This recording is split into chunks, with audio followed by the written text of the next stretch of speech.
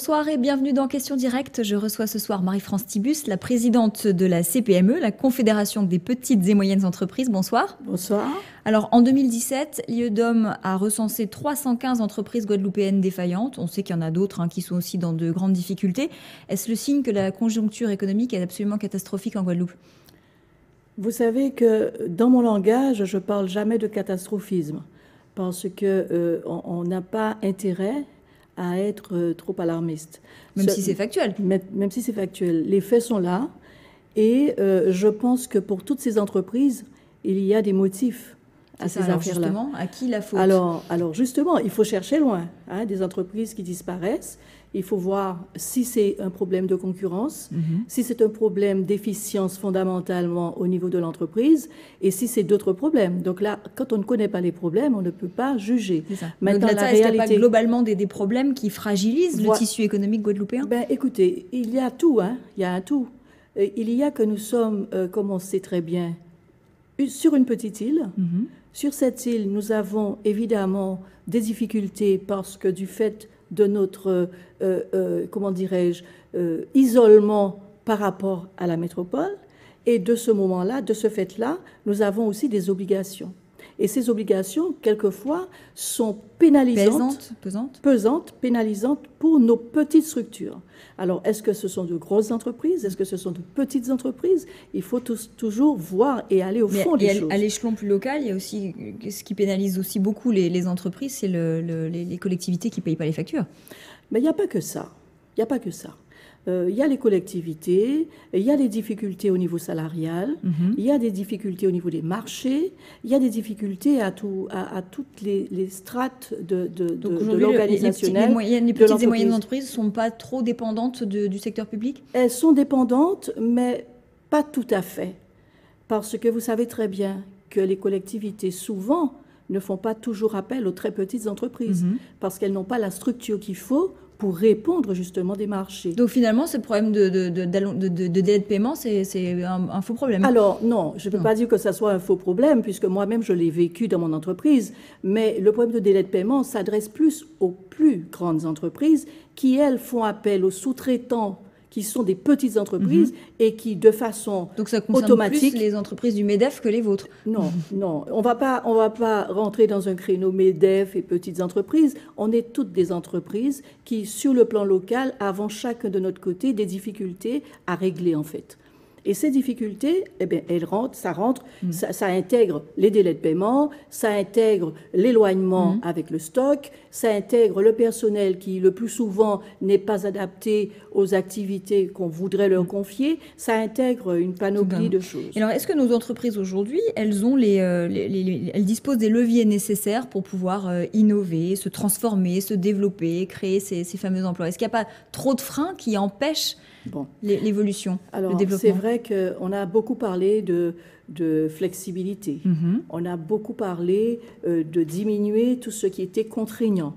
Avec le nouveau gouvernement d'aujourd'hui, on a appris à pouvoir justement bénéficier de ces allègements, ce qu'on ne voit pas en réalité. Alors, les actions du gouvernement sont en plus? Il est vrai qu'aujourd'hui, il y a seulement 1 an que nous avons changé de gouvernement.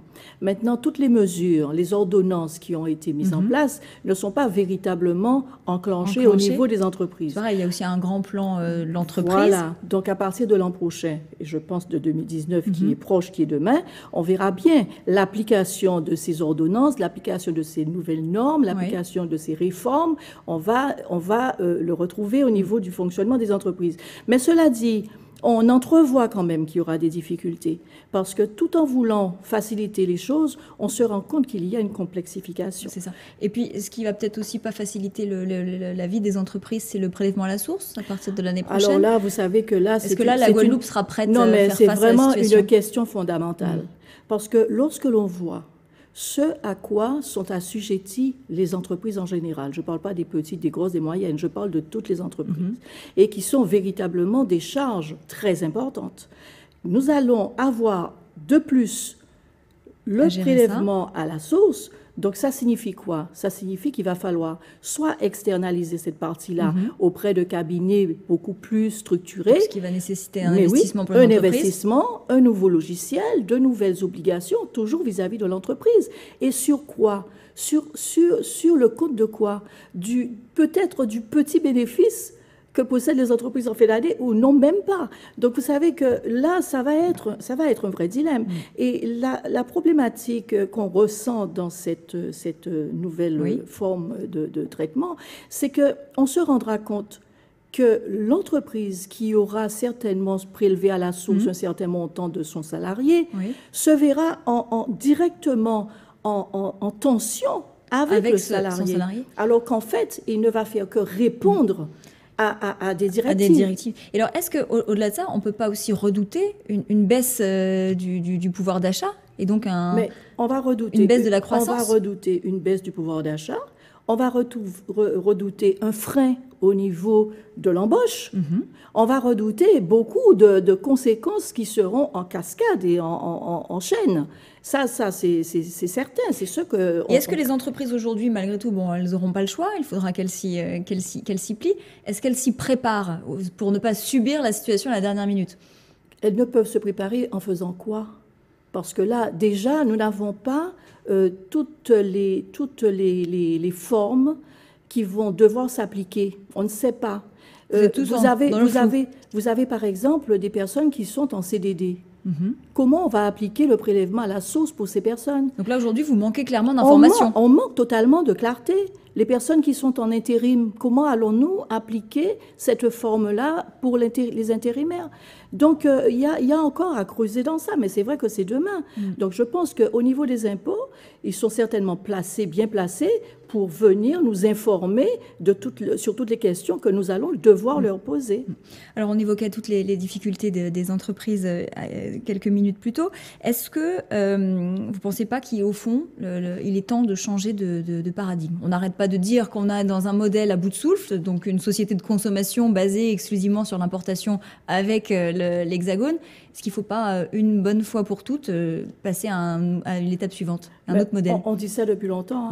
On dit qu'il faut changer de statut, on dit qu'il faut changer de gouvernance. Alors pourquoi rien ne change? On dit qu'il faut changer tout ça, mais nous ne sommes pas, nous, chefs d'entreprise, nous sommes bien obligés de suivre. Mais est-ce que les chefs d'entreprise ne manquent pas aussi parfois un peu d'audace?